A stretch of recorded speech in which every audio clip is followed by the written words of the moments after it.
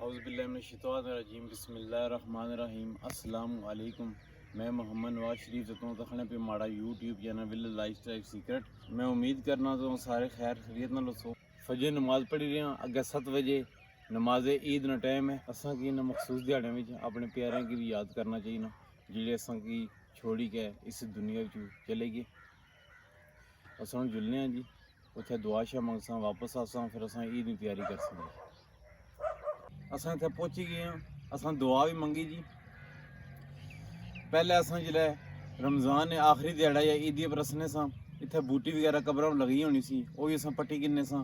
इस वक्त तुम्हें पता है जी रमज़ान में ये जंगला तार लगी ये लाई सी ने ते नाल ही ना कब्रां की सफाई कराई सी जिहड़ी असां की कब्रां की मजीद सफाई करने की जरूरत नहीं पई। जिहड़े लोग इत्थे ग्रावां में मौजूद होने या जिथे मौजूद होने जिथे उन्होंने प्यारे की कब्रां होनियां उन्हें चाहिए ना कि अपने प्यारे की कब्रां गच्छिया करन दुआ शाह मंगया करन उन्होंने वास्ते भी ते सारे अहले इलाका वास्ते पूरे अहले इस्लाम वास्ते जिहड़े इस दुनिया फानी तू चले गए उन्होंने वास्ते मगफरत नी दुआ मंगण। ईदी नमाज़ का भी टाइम हो गया तो नाल असां गच्छी तैयारी करसां ईदी नमाज पढ़सां तो फिर मजीद तुसें दसने हैं।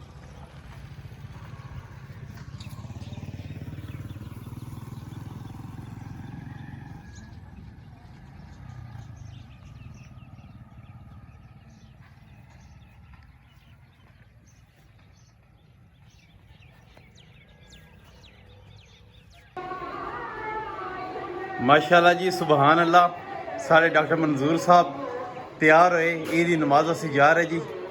माशाल्लाह जी बहुत ज़बरदस्त इन्हें की ये चोला इन्हें की बहुत ज़बरदस्त लगना पाया जी। आ जाओ डॉक्टर साहब।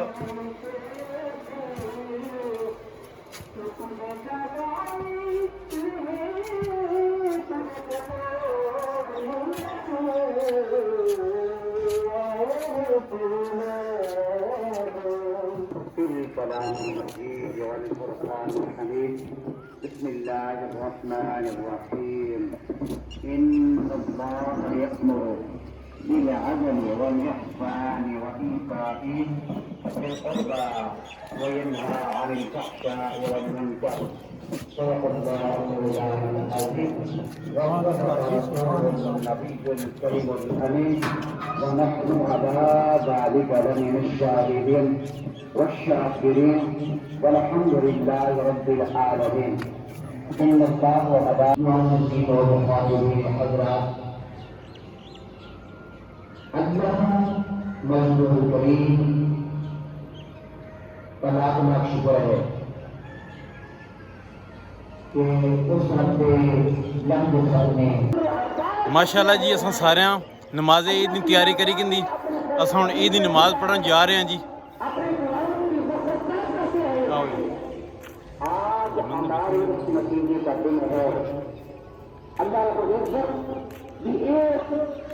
हमारे दुनिया की नतीजे ऐसी है जो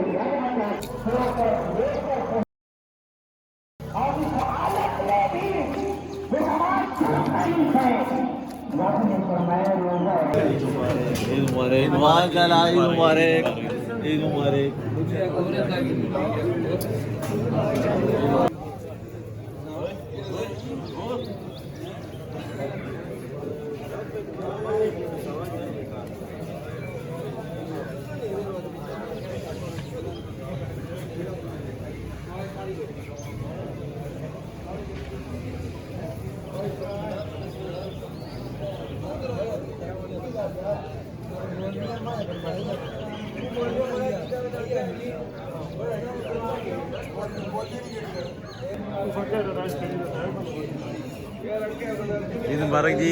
ईद मुबारक।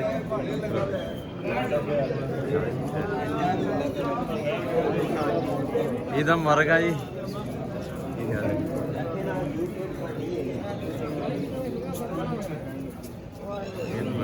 क्या हाल है? चाचा ईद मुबारक। क्या हाल है? ओके जी मेहरबानी शुक्रिया जी।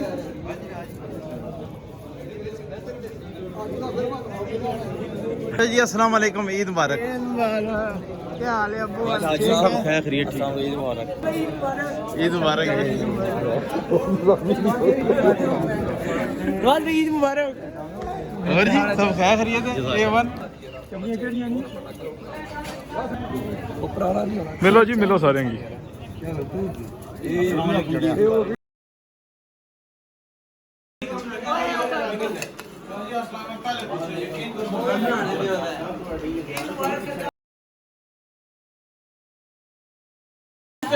दुकान बंद करी बाहर